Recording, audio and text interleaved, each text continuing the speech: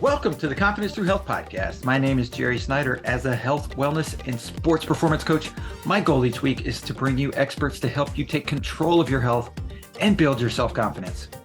Thanks for including me today on your journey to better health. I want to say thank you to Social Media Cowboys for sponsoring this week's episode of the Confidence Through Health podcast. If you need help with a website, if you need social media needs for your business, if you need help with AdWords, SEO, all those things that you know you should be doing, but you are too busy to do or you're too confused about, they are the experts that you need in your corner. If you're interested in launching a podcast, such as mine, they help me edit my podcast and do a fantastic job making sure that all of the technical side of it is handled and we launch a nice, neat, edited podcast episode each week. So I want to thank Social Media Cowboys for their continued sponsorship of the Confidence Through Health podcast. You can find them at socialmediacowboys.com, or you can find them as well with other sponsors at confidencethroughhealth.com. So John, I want to thank you for being a guest on the Confidence Through Health podcast. Pleasure to be here. Thanks, Jerry. So, I came across you and the stuff that you're doing aligns really well with what I believe in and preach and try and get people to, open their mind to from a standpoint of health, longevity, and then I'm not the financial side of it, but it mirrors, and I definitely believe in it. And so what got you inspired to say like, okay, I need to help people in the areas of health, wealth, longevity? I'm a serial entrepreneur, and I've been working in financial services my entire career, which ultimately led me to this life insurance industry thing called the life. And life insurance, which, if you think about it, all financial products and services are absolutely driven by your longevity profile. Life insurance in particular has underwriting. Yeah. How long are you going to live? And they price the product based on that. So that was sort of my entry point into longevity and starting to think about it. And it just has gone from there. So that was my entry point into longevity and financial services. And since that time, it's absolutely just been a journey, because it turns out there's just so much to do in this area, to talk about, to educate, to innovate. So it's a life's work now.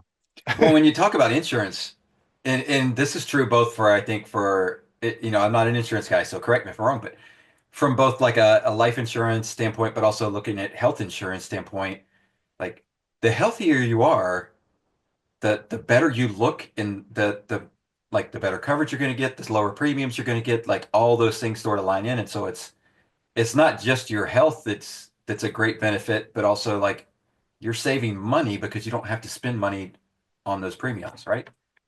Yeah. So there's a saying out there that says it's expensive to be poor. Mm-hmm. Right.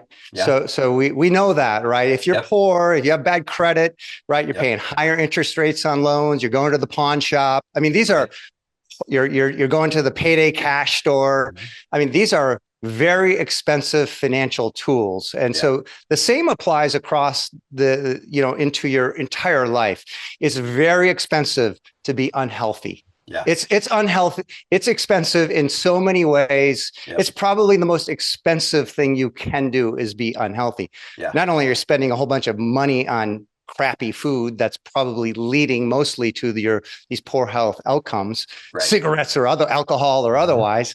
But on top of that, right, you're compounding. So that's a great way to think about health and money to start. It's a great entry point. If for no other reason, right? If for no other reason, if you're not interested in health and wellness and all that, but if you're interested in your pocketbook, there you go. Yeah. Well, and one of the things that I saw when I wrote my book, when I was researching about like longevity, and it was that if you can make it to the age of 50 and have zero chronic diseases, like the chances of you having outliving the estimated lifespan is like huge. If you make it to 50 with one or more chronic disease, like the chances of you living past 75 drop considerably. And then Yeah, it's so there, it's like I'm looking at it going, well, if I'm going to retire the average person retires between 65 and 70, and you're only going to live to 75, why are you working so hard? Right? If you're not going to take care of yourself, right. you know? Yeah, it's well, there's an interesting phenomena as you study actuarial math, which is a science in and of itself.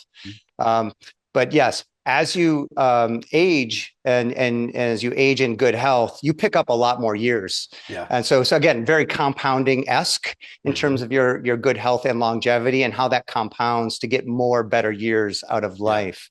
Yeah. Um, so very, very important things. Very, very important things to know about the connection between money and longevity. I Hmm. cite it in the book. There's some studies out there that when they came out, the New York Times just called this sort of jaw-dropping statistics where the Brookings Institute published that the top 5%, 10% earners were outliving the lowest 5 to 10% earners by a decade or more. Oh my gosh. So, oh yeah, a decade or more. Wow. Yeah. So the correlation between Uh-huh. the wealth effect, if you will, financial wealth, I don't Right. want to confuse those two terms, Yeah. but is very, very strong. And again, that's why I talk a lot about connecting these notions of financial prosperity. Mhm. And it doesn't mean you have to, have a multi-million dollar home. I'm not trying to suggest Right. anything like that, but just having Right. a level of prosperity and focused on your health, that's Yeah. really going to set you up over the long term to as I again being now an actuarial kind of math, increase the probability, increase the Right. odds, no Right. guarantees, but Right. increase the odds. You're going to have a happy, long, Mhm. enjoyable, wonderful life. And as I say in the book, so that when you get to the end, you can look back and say, my life's been a dream. That's Right. where you want to be. That's Yep. that's just that's just what you want to be able to say. No Yeah. matter how long you go, where you get, you just want to Hmm. really look back and say that. Yeah. Well, and if you can do that along the way, I would imagine the stress level's lower, so health improves, because lack of stress. If and not that money, there's this notion that, okay, money doesn't solve everything, but I've heard plenty of people who make a lot of money say, no, it doesn't solve everything. You still have problems, but it sure makes them easier to handle. Yeah. I go pretty hard at dispelling this notion Hmm. that money can't buy you happiness. I mean, like, and this idea that all you got to make is 50, $75,000 a Right. year and you're good. Like the Yeah. incremental happiness you're going to get out of additional money is very limited. So you're Hmm. good. I mean, I think that's an absolute myth to be Yeah. busted. Like Yeah. wherever that came from, who's ever been Yeah. telling that story, should probably be taken out back and, Right. okay. But here's the thing, like we said, it's not that money does give you happiness. That it Right. certainly does not. But when in researching for my book and thinking about my own life and experience, it's like, especially it would frustrate me I Yeah. get crazy about these happiness books and they don't talk about again the notion of where money plays Yeah. in that, Yeah. and it was like, you need some level of prosperity, because how can you be happy if your bills are unpaid, your car's in the Right. shop, you can't pay for it, your mortgage is in default? I Yeah. mean, how am I supposed? Of course, your stress is up, your cortisol levels are shooting, horrible chemicals through your body. I mean, Yeah. it's just all these really bad things that happen to you Yeah. that lead to shorter longevity, and by the way, a bad ride along the way. So not Hmm. only is it end faster, but you kind of almost want it to at that point because Yeah. it's a shitty ride, Yeah. And Yeah. yeah, yeah. Well, and to that point, like I made a post several years ago about the what I'm looking to do from a longevity standpoint and like the goal that I have. And so, and I've said it before on the podcast, like my goal is to live to 140 and like to break all the like rules, and it's like, Specifically, one rule you told me. I'm going to interrupt because I yeah, love your. Can we do we yeah, do go we talk ahead. about that or not? Well, I was just gonna say one of my friends wrote on that post, like, why in the world I don't want to even live to 80 because like Oh, I can't even imagine how bad it's gonna be at 80. And I'm like, dude, you're oh, over halfway there.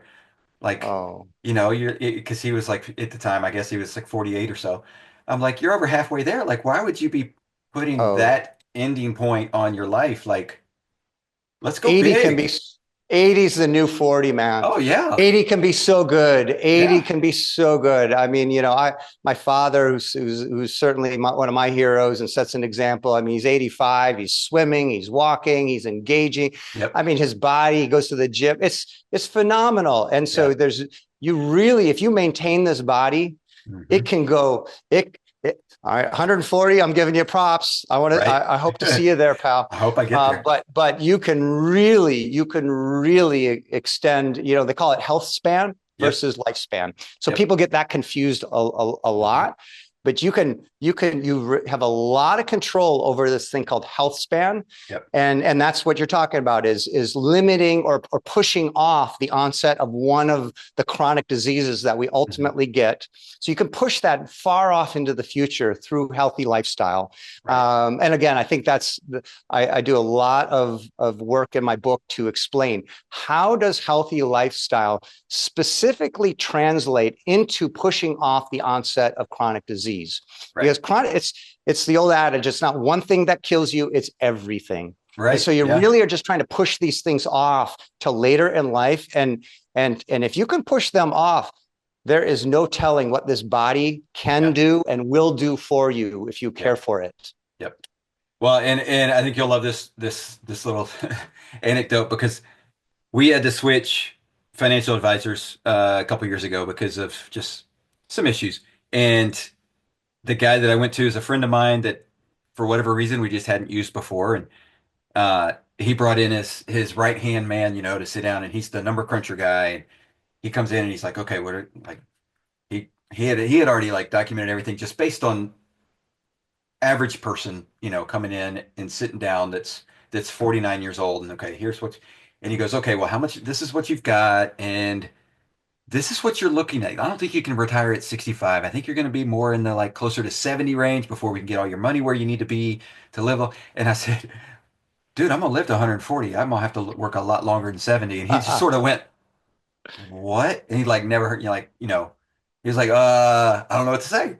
I'm like, but it's okay. I love what I do. So me saying I don't care if I work till 90, it's going to look different, but like, it's a completely different mindset. And I think that's one of the biggest things that people have to come to is you have to change your mindset from what you've been told by society. That's right. First of all, couple of great points. First, let's go to retirement. Yeah. This idea, this word called retirement is a modern invention, Yeah. okay? And it comes from the pensions and a whole Mhm. bunch of kind of modern inventions that invented this word called retirement. Yeah. You should not be planning. If people want to stop working to earning, great. Right. But retire, they say when people stop working, their life expectancy drops off like a Oh rock. yeah. Oh, and so you really don't ever want to stop working or having Mhm. purpose in your life. It turns out purpose and work is a great place. I find a lot of purpose, a lot of enjoyment, a lot of set. It's a puzzle. My wife likes to do puzzles. I Yep. go to work every day and I'm solving puzzles. Yep. And so first of all, I'd say get retirement out of that vocabulary. Think about how do I maintain purpose Right. and fulfillment in life. What was the other? There was something else I was going to go to, but I love talking about that. Yeah. Get this notion of retiring. If you want to retire and sit on the beach, that's great. And so how much money are you going to need? And that financial calculus is very Yeah. difficult to make. Yeah. And going back to your financial advisor question, which is exactly why my latest venture is called Longevity Financial Partners. Hmm. Okay, so what we're really focused on doing is working with the financial advisor community to talk about healthy aging. What Yeah. does healthy aging look like? And what role will money play in Yeah. that? And that's a real, yeah. And to your very point, the advisor, when you made the switch, the advisor you went to, he or she, they weren't really, all the advisors are talking about stocks, bonds, life Right. insurance, annuities, IRAs, Roths, conversions, required minimum distributions, all that stuff. Okay, great. What they're not talking about is, what does healthy aging look like? What are its core tenets? And how can money support that? Right. That's what you want. That's your conversation. That's how you want to frame this conversation about money and start thinking about money. How does it support that journey that you want to be on? And that might mean that you need a lot of money. That might mean you need a little bit of money, but that's your decision. That's a personal construct, right? Unique to you, and only you get to decide that and work through it. So that's really where I'm at. It's like, okay, let's, and where I get that, my source of inspiration on, if you will, what does healthy aging look like, are the Blue Zones. So I work specifically with the folks from Blue Zones. They've got a Netflix documentary out there. Dan Buettner, the founder's got a lot of books out there. I would really encourage people to, and I talk about this in my own book. When I started, I have an abundance of health and wealth, and I was like, I'm living my best life. Like I'm just really. But yet, when I exposed myself to Blue Zones and the thinking behind Blue Zones, I will just tell you, it expanded my horizons and increased my fulfillment in life in general. And so I encourage folks to be open-minded to that. Watch a Netflix documentary. No, it's amazing. And I already knew about it and had studied some of them, but my wife hadn't. I mean, like, maybe it had come up in conversation here or there. And so when it came out, I like, we got to watch this. And she was just like, oh my gosh, I'm mind blown. She was like, wow. Like, and to your point, in that documentary, they go and talk to the people in the Blue Zones that are, in Europe. And they're like, this guy's, 95 years old and he's still working every day on his property, and he's still climbing mountains, and he's still doing all that, and it's like, if your purpose is there, like, yes, you need to have the finances to be able to do the little bitty things here and there, but like the work piece of it doesn't stop. And the health piece of it, as far as a focus of your life, shouldn't stop. That shouldn't be something that it's like, okay, I made it to 75. Now I can throw my health away and do whatever I want because I beat the curve, type of thing, It's like, no, it's like, keep going. It does that Netflix documentary does a great job. I like to say, get visualization. I'm sure you talk a lot about visualization in your training with your athletes and how important that is and what a driver that is. I think, having a visual idea of what does healthy aging look like so that you can recognize it, hold that visualization, and then work towards it. And don't be surprised if you get there. Right. Got a lot of time. You got a lot of time every day, every moment. You can be working towards that visualization and that realization, or away from it. And that's just an important. That's a really fun game to play in life. Get to that good place. Get to that good place. Direct yourself to increase the odds you get to that better place. I'm gonna actually use that phrase because don't be surprised if you get there, because I talk to my athletes about the visualization piece. And specifically, I work with a lot of track athletes, right? So they're running a race, or they're, throwing a shot put or whatever it is. But I'm like, do you see yourself winning? Can you see yourself winning? Doesn't mean you will, but if you can't see yourself winning, we have a problem, right? Like, okay, there could be somebody that's better, and that's fine, and like, but if you don't see yourself winning, what's going to happen when that person has a bad race or trips and falls or something happens, and then you go and you freak out instead of going, I saw myself doing this. You instead freak out and sabotage yourself. And it's funny, and they always look at me like, because they're teenagers, and they look at me and they're sort of like, why wouldn't I want to win? And I've had athletes that like broke down crying, going, I don't think I can win. And I'm like, okay, this is a problem. And I've seen it come out in races where it's like, I've watched and I'm like, this is your opportunity. We've trained for this. Take off. And they're like holding back. And I can tell they're holding back. And I'm like, oh my gosh, they don't think they can win. So they're going to just let this other person do it. And it translates to all parts of life, though. Well, that's where I was going to pick up. And I think that could be a really important message to continue with that, with your athletes. your young people, which is visualization applies to every aspect of your life. Yep. And so it's a tool that you can use both in the specific competitive arena, right? Because you're not going to win every race unless you're you. Right. Jerry Snyder, where you win most of them, but most of us aren't. So, but for the rest of us, like, okay, we're not going to win, but how do we get the resilience to keep going? But if you just recognize that both compounding, I talk a lot about that, compounding works in every aspect of your life, visualization. So you want to be compounding in every aspect of your life towards visualizations. My wife, my family, my job, my career, my retirement, cabin in the woods or on the beach, whatever that is, right? You want to hold those visualizations and then just keep moving towards them. Yeah. And that's, I think it's, and those can change over time. Yeah. As life changes, right? Yep. So they're just they're directional orientations. Right. Right. And we all need them. And we all need to know, like, what is our passion? What is our purpose? And how can we help others with those things? Right. Yeah. Like, I think life boils down to that point. And you see that in the blue zones, because, one of the things that Dan talks about a lot and highlights a lot is the relationships of the people in those blue zones, right? It's not all about, do you have the money to pay for the healthy stuff? Or, are you dedicated enough and driven and disciplined enough to avoid all the snack foods and all the other things? But it's about also that community of people around us that are not necessarily going after the same exact purpose, but understand and believe what purpose does for our lives. Yeah, connections, social connectivity is, and birds of a feather flock together. Right.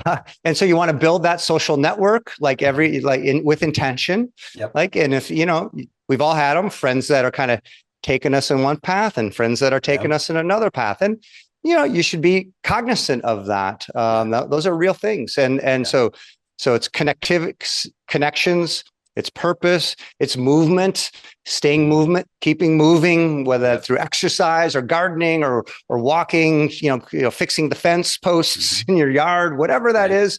And then eating wisely, thinking about what's going into that mouth of yours, how you're feeding and nurturing that body. Those are your cornerstones for a blue zone life. Yeah. And what Dan does such a great job on is he says, fix your environment up for success. So shape that environment. If you don't have fruits and nuts and whole grain foods in your pantry, how can you expect yourself not to get the salty, sugary snacks when that's in your pantry?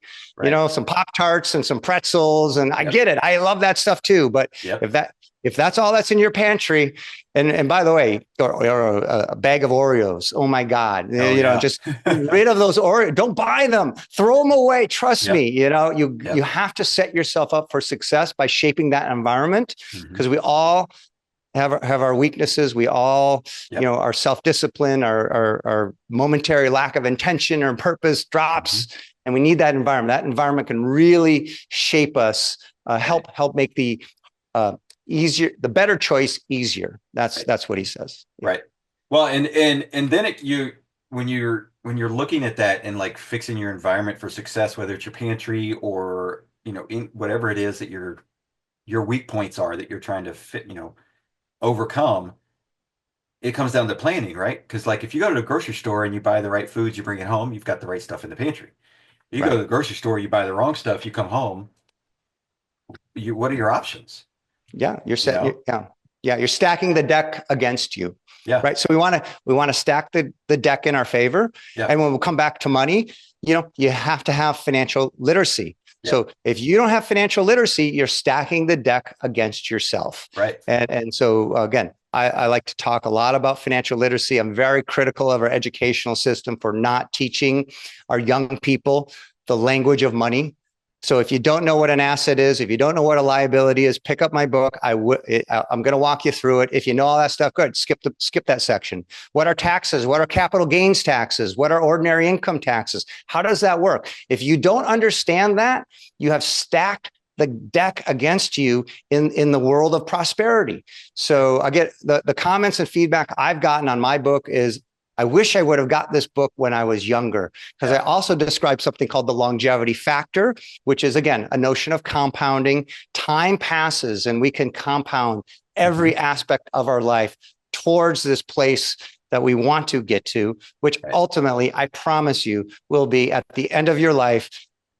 God, that was a dream. That was a dream, you know? And what does that older self, when you're 90, when you're 80, whatever age you are, you're looking back, you're like, thank you for doing these things when I was 30, 40, 50, because you're elderly at that point. You need your younger self to help you to set yourself up, because you will not be in a place where you can really do a lot for yourself at that point. You'll be dependent on your younger self and those around you. Right. Yep. Well, and one of the things that I always get asked is, especially from the older clients that I deal with, is they're like, oh my gosh, can I get a six pack? Do you think I can get a six pack again? And I'm just like, so you're talking about compounding in an exercise standpoint. I'm like, yeah, you can. Yeah. It takes time. Like, it's not something that's going to be overnight, right? Like, and just like with a bank account, people could complain about like, oh, I don't have any money, so I'm going to go play the lottery because I'll get, if I win, I'll get, $2 million overnight. And I'm like, but that's not the way to go, one.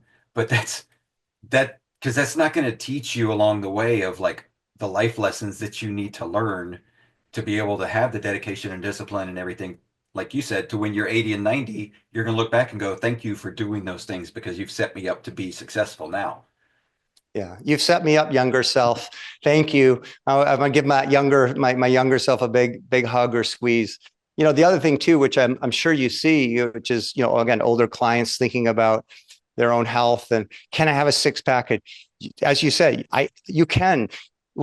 Again, it doesn't matter where you're at in life. If you're older, believe me, you still have time. The body, the biology. I mean, you just probably have seen it time and time again, how incredibly resilient biology is. Yeah.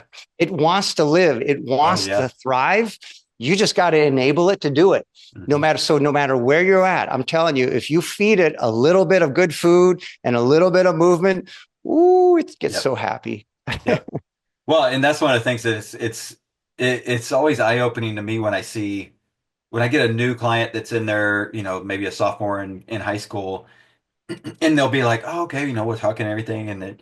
And they'll always ask me, like, hey, tell me a little bit about what you did. Like, when did you compete and when did you? And I'm like, well, I'm still competing. And they're like, oh, okay. And I'll tell them, yeah, I'm ranked, at this point in my age group, and they're like, oh, what's your age group? And I'll tell them, oh, I'm 50. And they're like, dude, what? You're like 35. And it's true. It's like, if the aging piece can be so different from chronological number on the calendar and what your body's actually doing. And you can slow that aging piece down to where you don't look or act or feel as old as people say that's how you're supposed to when you're 50 or when you're 60.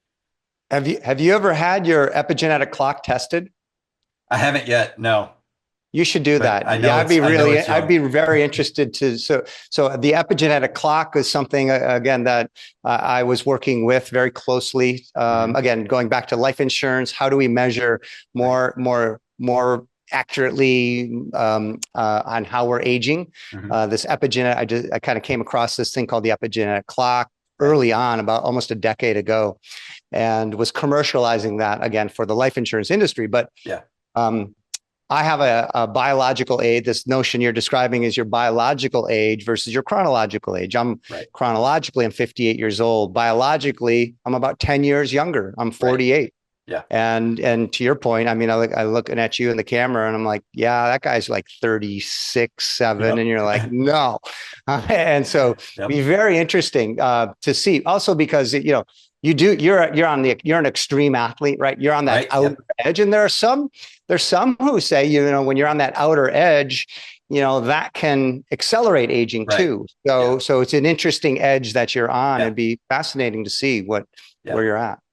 No, I know it's something that I've always been like, okay, I need to get around to that, one day. But there's also a piece of me that's like, oh, if I find out, I might go crazy, like trying to reverse it even more.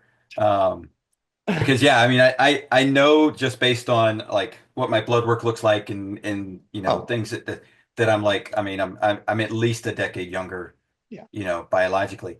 Um, and and now I haven't always lived this way, right? It was once I started my business and started doing the things that I do to promote health.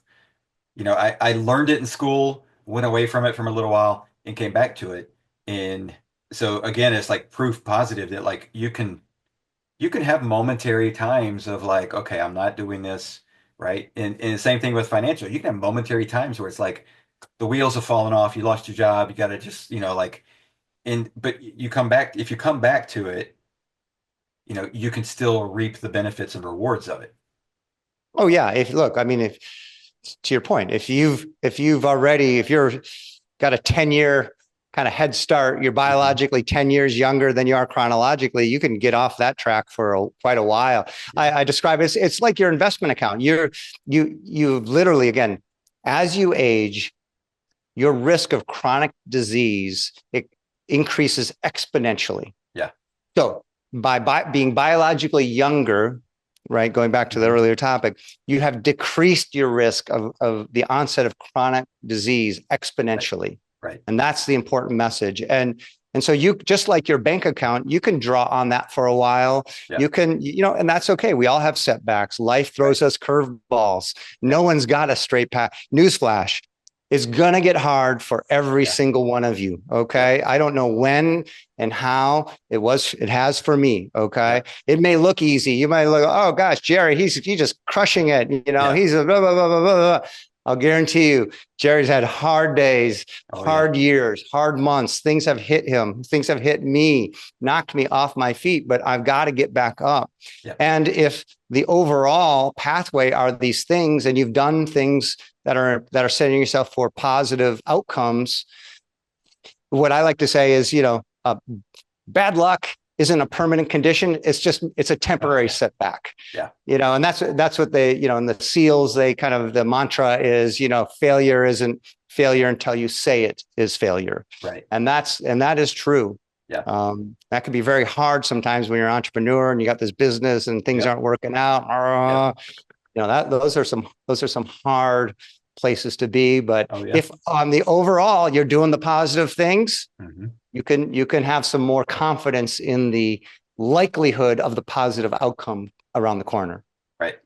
Well, and entrepreneurs know this for sure. And I think the older we get, we start to learn this as well, is that like there's always a valley coming, and so it's like just because you get to the top of the mountain doesn't mean, oh, I've reached it, I can just relax and just no cares. No, enjoy the view, enjoy it, have fun in that moment, set aside whatever you can to, stockpile for when that valley comes, because it's coming and you're not going to be able to see the top of the next mountain, and it's like when you have that perspective versus, "Oh, I made it. Oh, I can just forget everything and just be done with it and just throw everything out." Like, and especially with your health, it doesn't, and I know so many people, especially right now, that are with the GLP-1 stuff that's out, and it's like, oh my gosh, oh, it's a quick fix. It's the pill. Let's just do it. And I've talked to doctors who are just like, whoa, hold off. Yeah. Like, we don't know in the 5, 10 years down the road how this is going to react to your body, and do you want to be on this the rest of your life? Because if you come off it, all the stuff that's coming out about when you stop doing it, and so again, it just shows like there's so many there's so many risks and rewards out there with different things, and there's always going to be a quick fix. And I'm sure there's just like pharmaceutical products that come out, there's or supplement products that come out. I'm sure there's financial products that come out that are just like, oh, here's the way to make it all work. And it's like, but if you go back to the tried and true practice, that always works too. Yeah, I mean, just going back to the concept. Well, first of all, there is no longevity pill out there, right? I mean, there Right. really isn't. So there aren't any quick fixes. I mean, there's appetite suppression. Great, very interesting. Can help a lot of people. Sure. Like that's an issue, But Yeah. but beyond that, ooh, be very, very careful. Yeah. Very careful. There are no quick fixes on longevity drugs. I mean, Yeah. we've been, science and health and tech has been at this for a long time. Hmm. The single best longevity drug out there is standard exercise and eating wisely. I mean, it's Yeah. just that there you go. Just Yeah. do that. Get that right. Yeah. Yeah. And going back to this idea of peaks and valleys that you were speaking of, Yeah. you'll hit these peaks. And if you're like me, and probably you are, if you're listening to this in some way or form or fashion, you'll get bored. You'll get bored Yeah. like immediate, like the minute you're there, you're like, oh, I'm bored. Then Yeah. my dad says, I'm either scared or I'm bored. So Right. because he's an entrepreneur and he's doing the next deal or he's doing Yeah. this or that, so that's just a way that you'll find, as if you're younger and you're listening out there, that's just sort of the rhythm of life. Yeah. And to know that the road always continues forward. Mhm. You're going to be okay. Do the baselines right, get those baselines covered, because that's going to help. Even if it's a really dark valley, if you got some baselines going on correctly, that's really going to help you get out of that valley sooner. You will get Yeah. out of the valley. You keep Right. working, you will get out of there. You want to try to get out of there faster. Right. And just like if you need a surgery for something, you tear your ACL, or you have something that they will tell you, okay, we're going to prepare you for surgery and build you up before you have the surgery, because the surgery is going to set you back. That's right. Right. And so it's the same concept of, like, if you're building yourself up, whether it's disciplined ways, practices, habits, all the right things that you're doing, then when that valley hits, and it can be a deep one or it can be a shallow one, and it's like, okay, but I'm prepared for this because I've got all these habits, and we're just going to find our way out on the other side. And you know I can't think of one athlete that had an ACL tear and had the surgery that didn't come back to, maybe they weren't 100% what they were before, but they came back to a productive life still, right? Like, it may look different on the other side, but you're still going to be able to move and do the things that you love to do. Maybe not at the same level, but you're going to be close. Yeah, unfortunately, there's this thing called aging. And so at some point, again, you may be, Jerry, the exception to the rule, but Right. but we're, this slow decline, and it does. I'm 58.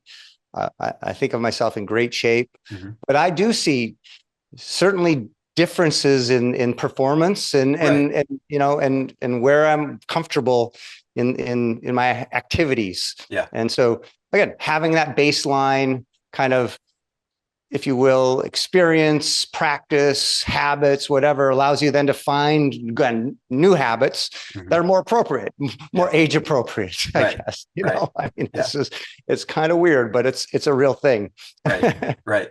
Well, yeah, I mean, it's one of the things that is funny. I think that one of the guys that I compete against said, this was a couple years ago, and I hadn't turned 50 yet. We were talking about our fastest times, and I always sort of qualified it with, well, I mean, it's not what I ran in college, and they were like, oh no, I set a new personal best time every decade.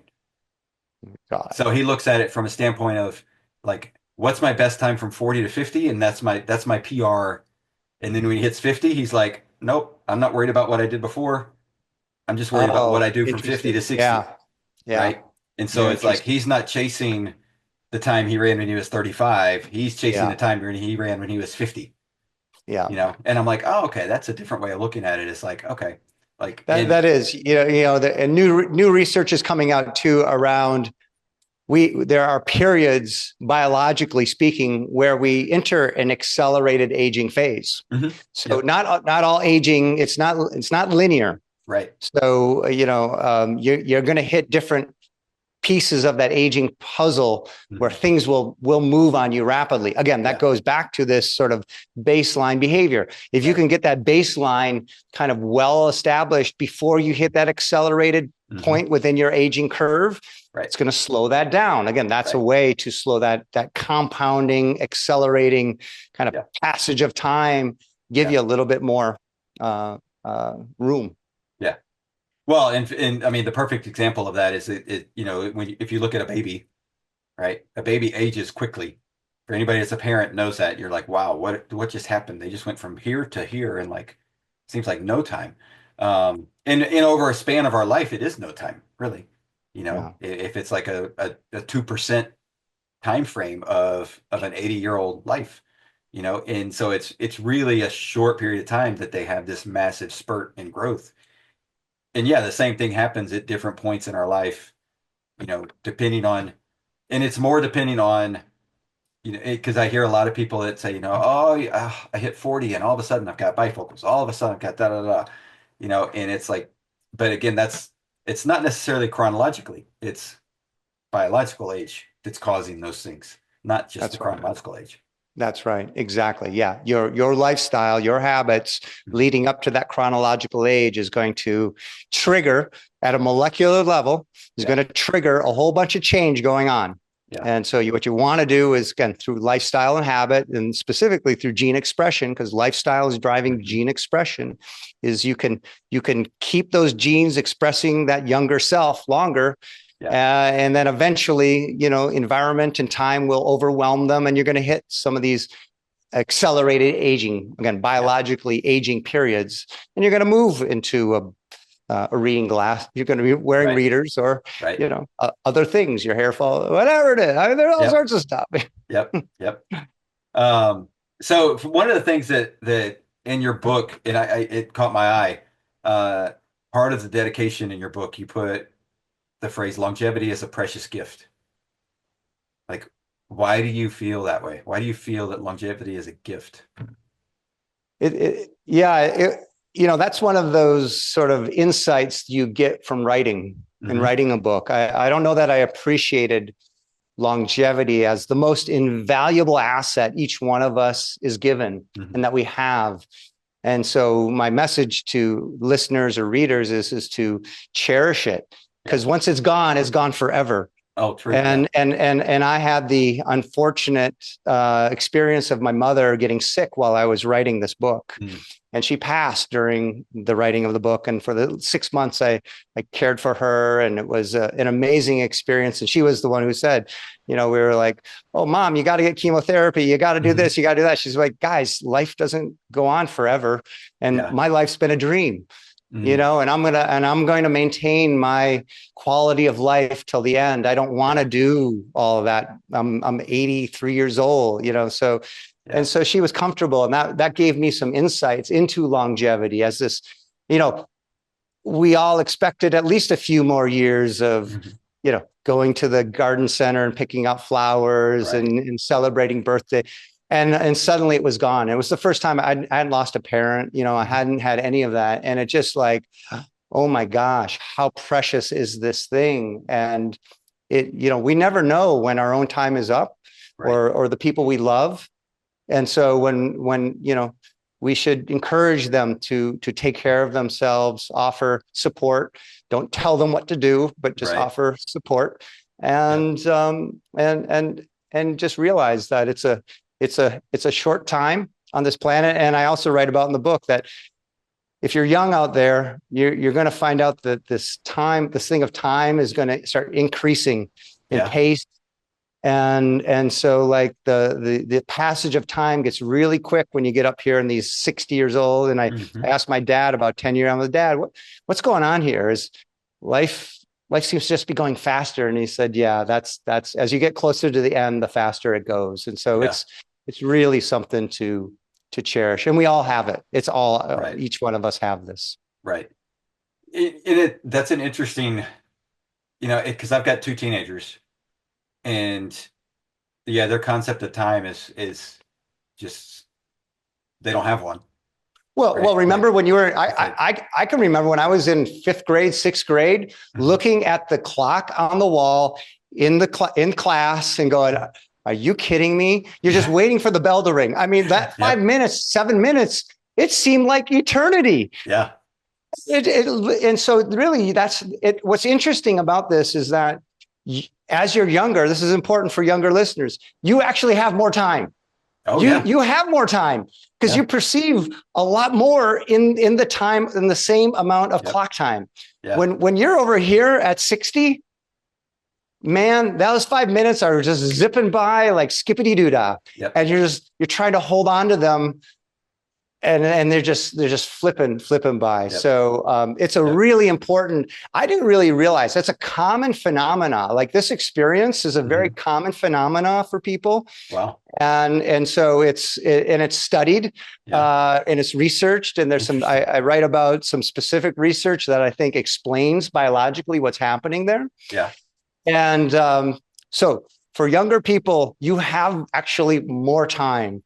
Because your kids, they have more time because they feel it. You're over here with me, and we're like, there's no time. I wake up, it's Sunday, and I'm like, okay, I have my Monday morning team meeting, and then by the next time I turn around, it's Wednesday afternoon, and then I put my head down, I do some more work, and then I'm having my Friday meeting, and I go, what the hell happened?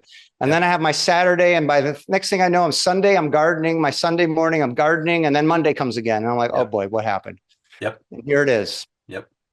Well, and you know, the thing that immediately popped in my head when you're talking about kids doing that and not being able to perceive time in the same way that we perceive time is, I mean, my kids just, you know, are we there yet? Are we there yet?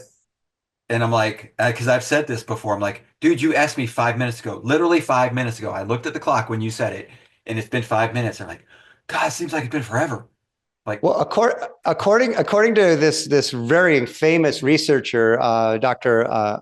Bijan, what he says is he's this really interesting, famous scientist, and I write about him. And just, but what's happening is that younger brain can mentally process so much more information than yours can. Oh yeah, and so they have expanded space.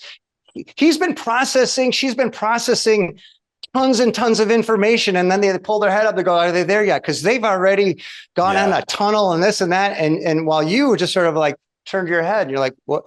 So you processed less and that's what's happening. That's his at least explanation of why that phenomena, that coupled with your neocortex, right? It takes when you route information from your eyes over to your ear, your brain, like it has to go through this very complicated neocortex because you've got a lot of information, a lot of neural pathways.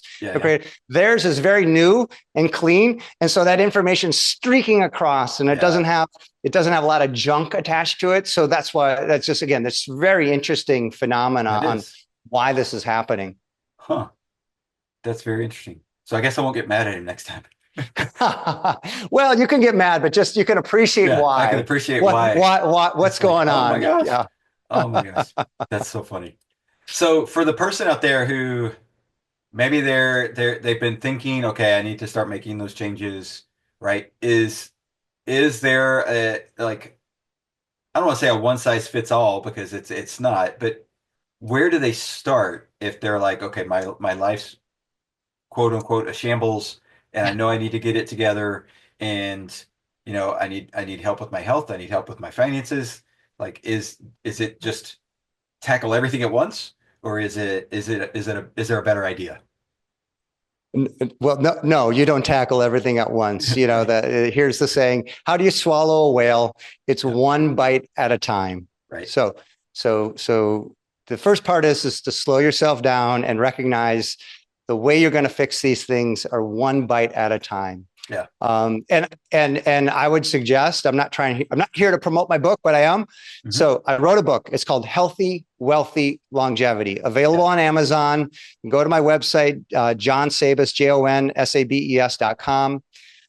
Some more information, some pocket prompt journals that I designed that are available as well. I would say read my book. The book is a blueprint. So think of it as scaffolding. Mm-hmm. So it's scaffolding and it's a blueprint. And I tried to make it very practical, right? As I mentioned, like what's an asset? What's a liability? If you know that stuff, skip ahead. Yeah. But at a very practical level, so that, life's hard enough. I once had a mentor who said, well, I'm not going to tell you the shortcuts here. You're going to have to figure this out. I go, what the hell's the fucking point of you being my mentor? I mean, like my life is hard enough. I mean, the point that I want my mentor is show me the shortcuts here, pal, because it's fucking hard. Yep. And so that book is really designed to be very practical. It's a blueprint. It's a scaffolding that you can hang all of your own personal journey onto it, both with respect to health and with wealth. Yeah. And wealth is a combination of both financial prosperity and experience. Mm-hmm. Okay. So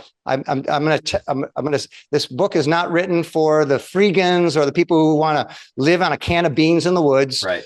If you want some level of prosperity, how do you get the right job? How do you excel at that job? Mm-hmm. How do you, those are really big questions that I know I struggled with. And so again, I tried to write out, based on my experience, how to think about that to set yourself for success in life, to increase the odds, the odds. That's all. Well, and I love your comment about a mentor, because that's exactly it. I mean, it's like, why, you want somebody who's there, that's already been there. They can say, hey, watch out for this and this and this, because these things are going to, in one of my mentors, who I don't talk to very often at all. But when I started out my business, and she was like, she's an entrepreneur. She was a couple years ahead of me, completely different, like, realm of business. And she was just like, okay, well, let's meet. Here's what you need to think about. Here's the things you need to do. And I remember one of the things that she told me, which it paid off huge, was she was like, don't try and do everything all at once. You're brand new. Don't worry about, all this, like, sit there in front of your computer and go like, where's the customers? Where's the customers? She goes, you've got all the free time in the world, go volunteer. Yeah. And I was like, what? I was like, what are you talking about? Like, I didn't even, like, true story, in high school, when you had to have volunteer hours, like, I fought that tooth and nail. Like, I don't have time for this. I don't want to do this. Can I get something else to qualify for this? Like, and I was like, okay, I'm going to go volunteer. I'm going to do this. I'm going to show up at this. I'm going to go with the library. I'm going to go with chamber. I'm going to go all of these different things. Right. And all the networking events, like the first 3 years, and everybody knows me. Like, I can't go anywhere in my county that people don't go. They may not know my name, but they go, oh, you're that running guy. Oh, you're that coach. Oh, they all, and my kids, they laugh. I mean, actually, my daughter she would tell me, when we would go to the store, we'd go to the grocery store, and she'd be like, you owe me $1 every time somebody comes up and says hello to you. And we walk out, and she'd be like, you owe me $5. Like, almost every day that we would go to the store, she's just like, the cheat code your coach was giving you a clue on. You know what the underlying cheat code is? What's that? Do you know what the fastest way to solve your problems are? What's that? Help someone else solve their problems. Oh yeah. That's the cheat code. Yeah. That's the cheat code. If you want to help, you want to solve your problems, go help someone with their problems. And I will guarantee you that through the miraculous world of the universe, somehow the solutions for the problems that are vexing you will reveal themselves. Yep. Very true. Very true. And one of the things she said is, because she said, if you do this right, there'll be a time where you don't have any time to volunteer. and now it's like, my wife's like, you got to start taking some of these things off your plate. You can't do all these things. You're too busy. And so it's like, okay, I got to back off of this. I got to back off of that a little bit. And what's great is that there's, you, as somebody in my community, at least, I see the new people doing that like they're following suit. And it's like all of a sudden, you go somewhere and you're like, all these volunteers all look really young in their business. I'm like, oh, okay, good for you. Right? Like you're following the proper Amazing. steps Yeah. of the process, and so whether it's and I sort of said this before, but whether it's health or finances or like any part of our life, like there's blueprints that have been put out that work, Yeah. you know, and it's My like blueprint, again, I didn't invent my blueprint, right. again, it's the blueprint that I lay out is found, it has its foundation Mhm. in a lot of other writing and a lot of other thought leadership before me. And I do cite a lot of research. Mhm. We have the benefit of so much research. I'd never read a peer-reviewed article in my whole life up Mhm. until later in my career. Mhm. So again, accessing research to know what is the blueprint, what is that Yep. scaffolding Yep. that increases the odds of getting the result you want. So Yep. that research is available. I tried to cobble that together, organize it correctly, put a hierarchy against it, and then put it out into the universe, and hopefully it can benefit one or more people. And Right. I've been very grateful and thankful that a few people have already kind of come back and said, man, that really helped me a lot. Yeah. Thank you for writing it. So it's like, Yeah. oh, awesome. That's awesome. I didn't set out to be an author. I mean, I wrote the book because I thought as a thought leadership around financial services and healthy longevity and healthy aging. But I'm a student of self-help, and I love this idea of how do we take control of our lives, set intentionality against what we want, and then take the steps to get what we want. And that's just, there's a lot of art and science behind that. And so the book is kind of tries to lay out my best interpretation of what the science before me has said based on my experience. Right. So you said a key word there that I think is something that I've told people about myself, and like is that you're a student. And I think that sometimes people hear that and they're a little bit taken aback. They're like, because they think, oh, well, just for school, you're learning all these different subjects and da, da, da. But one of the things that I've taken away, I wasn't the best academic student in school. There's definitely subjects that I struggled with, but learning how to learn and then taking that and learning for the rest of your life, I think changes how we look at life. And so it's once you know your purpose, it's not just like, oh, I'm the expert. You constantly become a learner of things in that area. And because people have asked me like, how do you know all this stuff about coaching track athletes? And I'm like, I'm a student. I watch every race I can watch. I watch it in slow motion. I dig into what are they training? How are they doing? What's the new hip thing that people are trying? Does it work? And then I even take it a step farther because I'm like, I try it on myself before I try it, use it on anybody else because I'm like, how does this feel? So I can go to the athlete and say, I know exactly what you're going to feel right now. Right. And Yeah. and so I think finding somebody that like whether it's a coach, an official coach that you're paying or a mentor that can say like, okay, I'm in the area you are, let's learn from that person and have that person be able to say those things like, oh, I know exactly what you're going to experience in about 2 months because these things are all lining up, you know? And I think being that student is is something that we need to make a focus of like, I'm going to be a student the rest of my life. Yeah, I think two concepts emerge from that, which are one being a lifelong learner. So Mhm. you want to set yourself up and be a lifelong learner. That means staying open-minded Yep. and consuming good mind content. Right.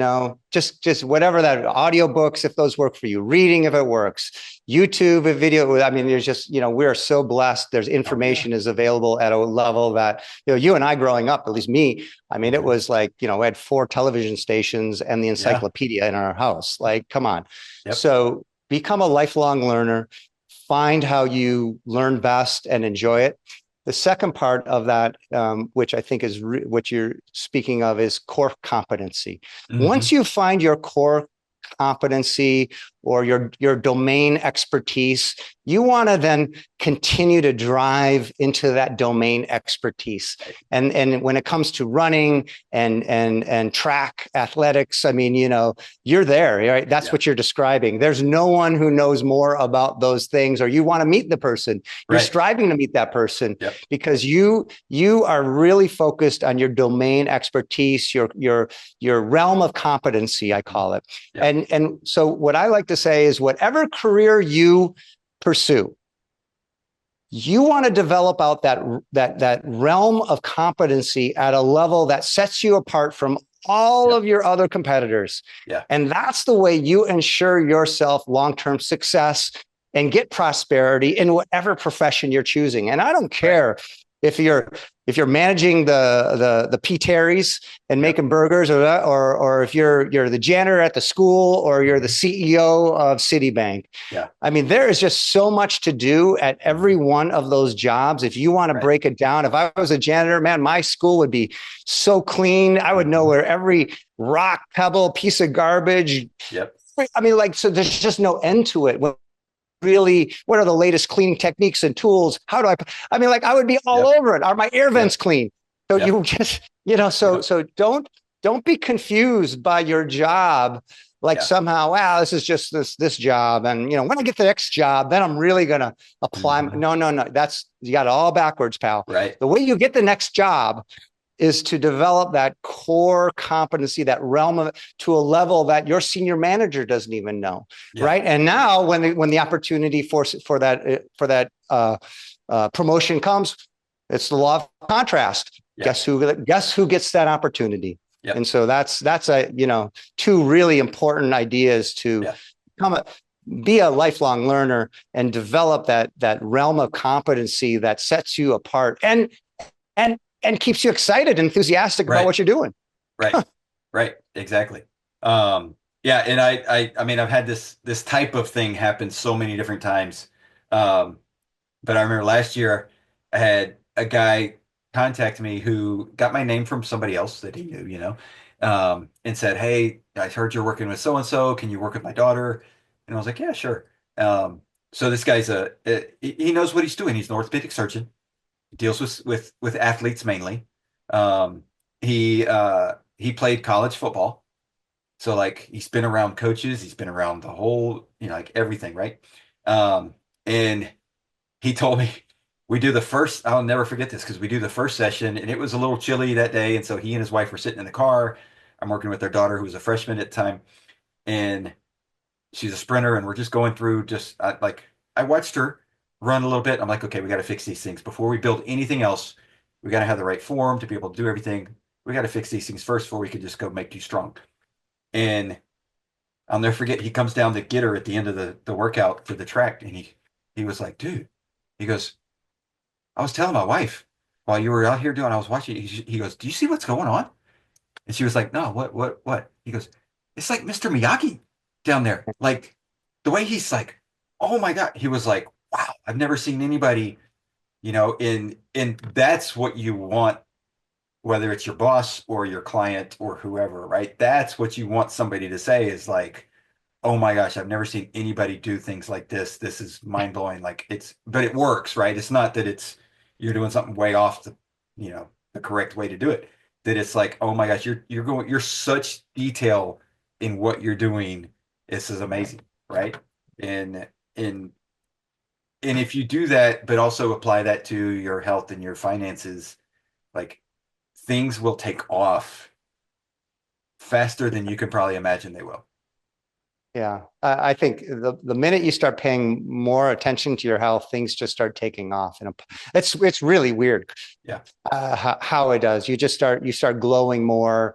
You start showing up with this different aura almost around you, where people are attracted to it because they're like, ooh, that's a positive energy. That's not a negative energy, and they want to be around that, and good things just start happening.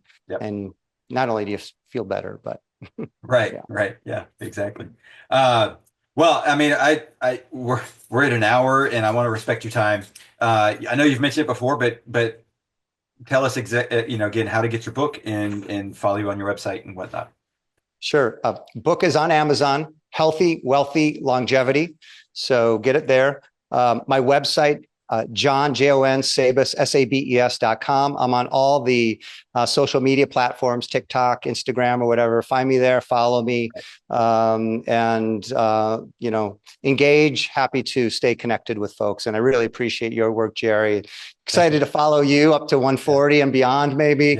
And see some world records. I'm hoping. I want to visualize me in the stands cheering you on and watching you cross that. Okay. Yep, you got it. So, okay. Cool. Thank you so much. Thank you. Thanks for checking out the Confidence Through Health podcast. Please subscribe, post a review, share this episode with those you love who need a little extra help with their health journey. Visit allinhealthandwellness.com to learn more about the coaching programs that I provide. All episodes are produced by the Social Media Cowboys, your source for all online marketing needs. Go to socialmediacowboys.com for more information.